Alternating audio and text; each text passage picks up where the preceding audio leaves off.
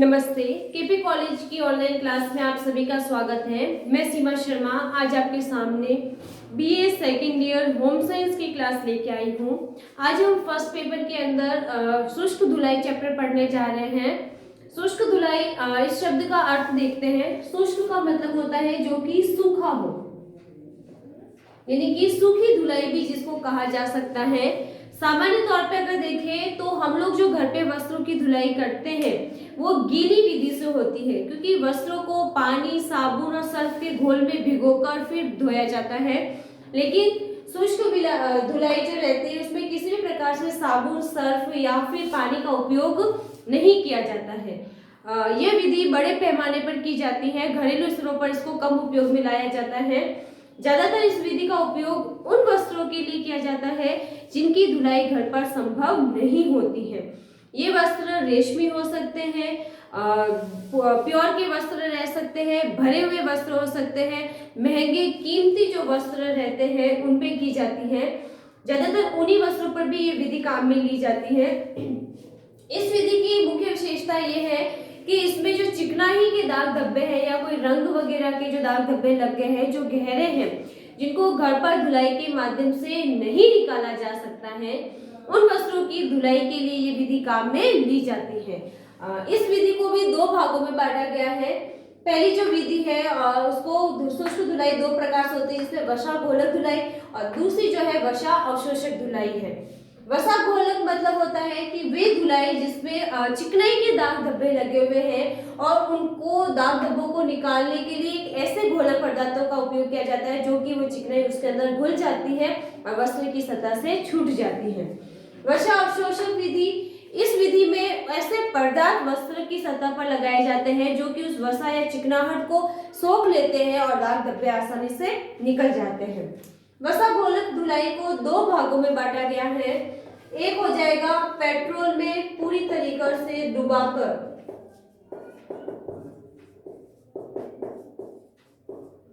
Petrol में डुबाकर धोना। दूसरी जो विधि रह जाएगी वो हो जाएगी पेट्रोल को स्पंज द्वारा लगाना।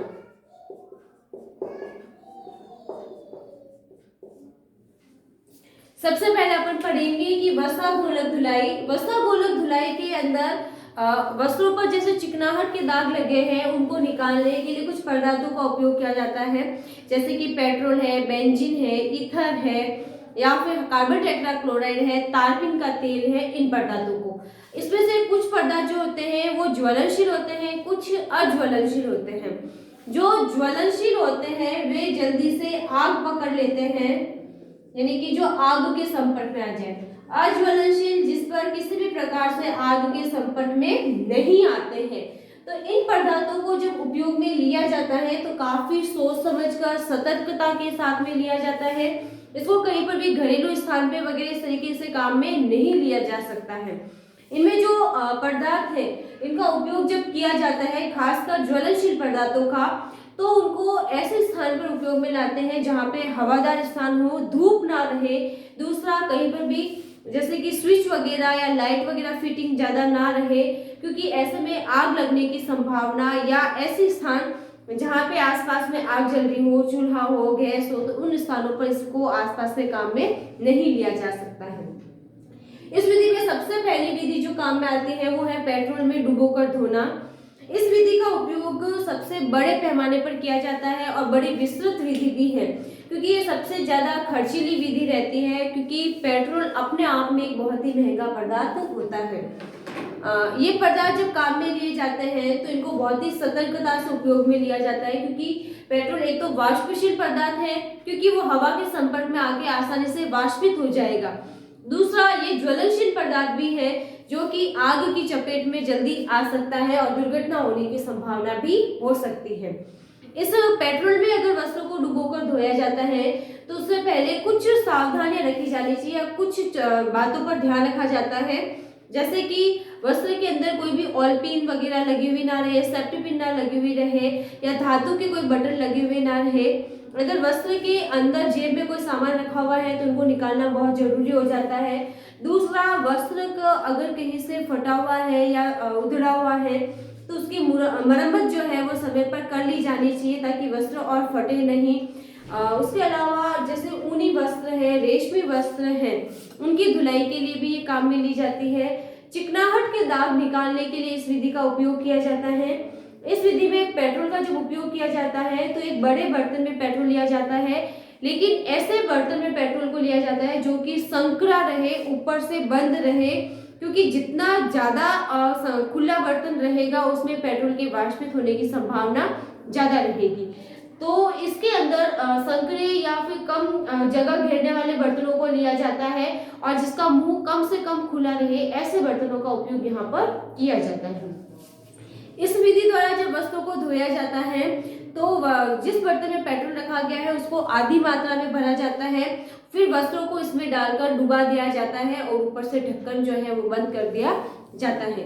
करीबन 15 से 20 मिनट तक वस्त्रों को उसी के अंदर डूबे रहने दिया जाता है, जिससे जो भी गंदगी या चिकनाहट वस्त्र के ऊपर लगी हुई है या किसी प्रकार के दाग धब्बे लगे हुए हैं तो वे उस वसा घोलक पदार्थ के अंदर घुल जाते हैं और घुलकर जो वहां से वस्त्र की सतह से बिल्कुल अलग हो जाते हैं। आजकल इस विधि के उपयोग में कुछ मशीनें भी आने लगी हैं जो कि ड्राई क्लीन करने वालों के सामने काम में ली जाती हैं। इसमें जैसे बर्तन में पेट्रोल भरा जाता है, उसमें एक नली लगी रहती है और उस पर एक नल लगा रहता है जिसके ऊपर एक ढक्कन लगा होता है और उस ढक्कन में एक छोटा सा छिद्र रहता है, वहीं से होकर पेट्रोल का वगैरह का उपयोग किया जाता है। साथ ही इसमें एक सक्शन वॉशर भी लगा रहता है जिसके कारण वस्त्रों को उसमें डुबाने के बाद सक्शन वॉशर को बार बार ऊपर नीचे करा जाता है, जिससे वस्त्र पर जो गंदगी लगी हुई है उस पर दबाव आता है और वो गंदगी या दाग धब्बे निकलकर उस वसा घोलक के अंदर घुल जाते हैं।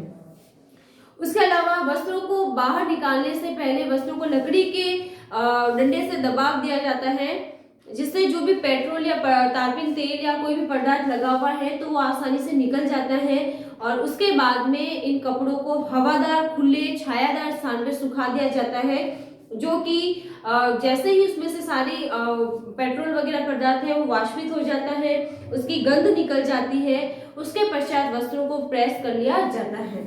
अब यहाँ पर इस विधि में जो पेट्रोल काम में लिया गया था उस पेट्रोल पे जब गंदगी निकल गई, वो उसमें घुल गई, तो उस पेट्रोल को निकालकर एक अलग बर्तन में रख लिया जाता है और उस पर लिख दिया जाता है कि ये पहले से एक बार उपयोग में आ चुका है।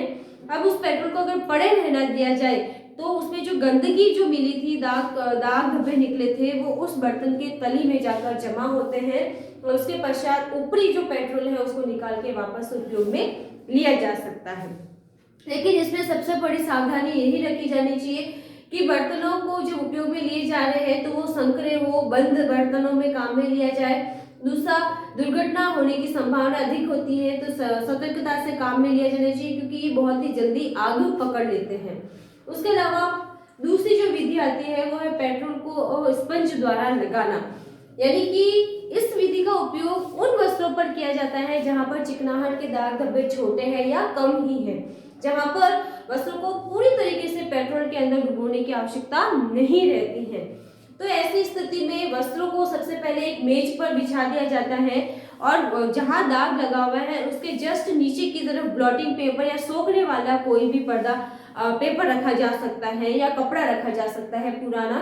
अब जहां दाग लगा हुआ है वस्त्र पर, ऐसा मान लीजिए कि जैसे वस्त्र की सतह पर हमने एक मेज रखा, मेज के ऊपर वस्त्रों को फैला दिया, नीचे की ओर रखा जाता है ब्लॉटिंग पेपर। अब वस्त्र के अंदर जहां दाग लगा हुआ है वहां पर स्पंज के माध्यम से पेट्रोल लिया जाता है और उसको एक ही दिशा में बार बार घुमाकर निकाला जाता है। अब चिकनाई क्या हो जाएगी, वो पेट्रोल के अंदर चिकनाई घुल जाएगी और नीचे रखे ब्लॉटिंग पेपर के द्वारा ले ली जाएगी या फिर स्पंज करने से उसके बाद अंदर साथ में घुलकर निकल जाती है।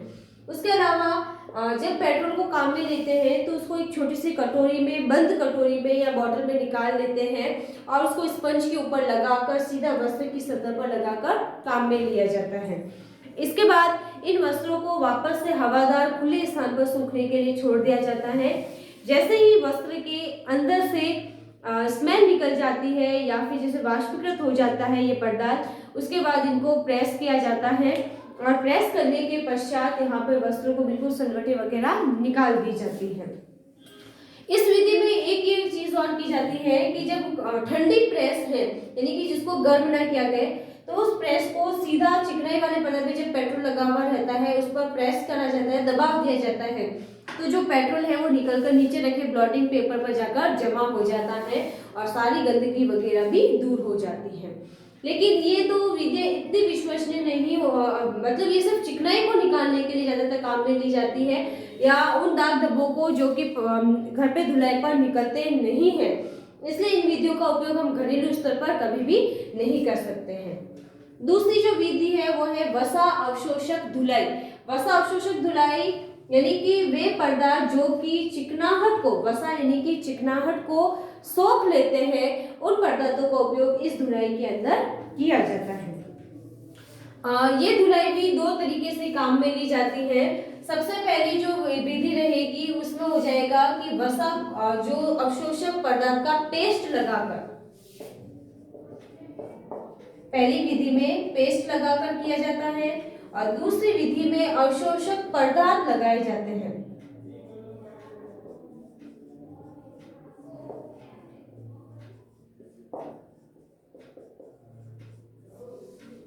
सबसे पहले हम पढ़ेंगे पेस्ट लगाकर। तो इस विधि का उपयोग करना है तो इस विधि में जैसे कि चिकनाहट के दाग जैसे कम पैमाने पे लगे हैं वस्त्रों को और जैसे वसा घोलक विधि का उपयोग नहीं करना है तो उस समय ये विधि काम में ली जाती है। इसको घरेलू स्तर पर भी काम में लिया जा सकता है। इस विधि में जैसे कि वसा अवशोषक जो पदार्थ है उनको पेट्रोल के अंदर डालकर मिलाकर एक पेस्ट बना दिया जाता है और उस पेस्ट को जिस स्थान पे वसा लगी हुई है वस्त्र के ऊपर वहां लगा दिया जाता है और उसको 3 से 4 घंटे के लिए सूखने के लिए छोड़ देते हैं। जैसे ही ये पदार्थ सूख जाता है तो उसको खुरंचकर या ब्रश के माध्यम से झाड़कर निकाल देते हैं। अगर यहाँ पे अभी भी कोई सूक्ष्म बारीक इसके कण लगे हुए हैं अवशोषक पदार्थ के तो उसको मुलायम ब्रश के माध्यम से झटक कर निकाल दिया जाता है। जब ये पेस्ट लगाया जाता है तो ये पेस्ट क्या करता है, उस चिकनाहट को अपने में सोख लेता है और उसको निकालने पे वो चिकनाहट के दाग इसके साथ निकल जाते हैं। दूसरी जो विधि है वसा अवशोषक पदार्थ लगाकर, इस विधि में ये ज्यादातर हम लोग घरेलू स्तर पर भी काम में ले सकते हैं। इस विधि में ऐसा होता है कि जैसे कपड़े को एक मेज पे बिछाया जाता है और वस्त्र के जहाँ पे दाग है उसके नीचे ब्लॉटिंग पेपर या सोखने वाला पेपर है या कोई पुराना मलमल का कपड़ा वगैरह, सूती कपड़ा है, अखबार है, उसको रख दिया जाता है और वस्त्र के ऊपर जहाँ पे दाग लगा हुआ है वहां पे एक अवशोषक पदार्थ लगाए जाते हैं जैसे कि मैदा है, ब्रेड है, पाउडर है, चूना है, इनको लगाकर कुछ देर तक रखा जाता है। जैसे ही ये लगाते हैं तो ये क्या करते हैं, अपने आप उस चिकनाहट को सोख लेते हैं और सोखने के बाद इन पदार्थों को निकालकर फेंक दिया जाता है या झटक दिया जाता है। अगर इनको जैसे वस्त्र पर लगाया जाता है, ब्लॉटिंग पेपर भी जो रहता है वो चिकनाहट को सोख लेता है और आसानी से दाग धब्बे निकल जाते हैं। इसके अलावा जैसे कि चिकनाहट के कोई दाग धब्बे हैं उनको निकालने के लिए ज्यादातर वस्त्रों के ऊपर और नीचे दोनों तरफ ब्लॉटिंग पेपर लगाकर गर्म प्रेस भी की जाती है जिससे वसा वापस से पिघलकर वो ब्लॉटिंग पेपर पे आ जाती है और वसा के दाग जो है वो भी आसानी से निकल जाते हैं। तो ये आज हमने पढ़ा कि वसा घोलक विधि और वसा अवशोषक विधि। वसा अवशोषक विधि जो है इसमें भी कुछ लाभ ये रहते हैं कि इसमें ज्यादा खर्चीला नहीं होता है, आसानी से किया जा सकता है, समय श्रम कम लगता है, अधिक बड़े स्तर पर या स्थान की आवश्यकता भी नहीं होती है, घरेलू स्तर पर भी काम में लाई जा सकती है। लेकिन इस विधि की कुछ हानियां ये है कि इसमें सिर्फ अवशोषक पदार्थ लगाकर सिर्फ चिकनाहट को निकाला जा सकता है, दूसरे रंग के या गंदगी मैल के धब्बे हैं वो नहीं निकाले जा सकते हैं। इनको निकालने के लिए ज्यादातर जैसे कि साबुन, सर्फ, पानी का उपयोग किया जाता है, इसलिए इस विधि को इतना उपयोग में नहीं लाया जाता है। तो आज का हमारा ये जो चैप्टर है वो यही खत्म होता है। आज के चैप्टर में हमने शुष्क धुलाई के बारे में पढ़ा। अभी हमारा चैप्टर यही खत्म हुआ, आगे हम बहुत जल्द मिलेंगे एक नए चैप्टर के साथ। तब तक के लिए सभी को गुड बाय।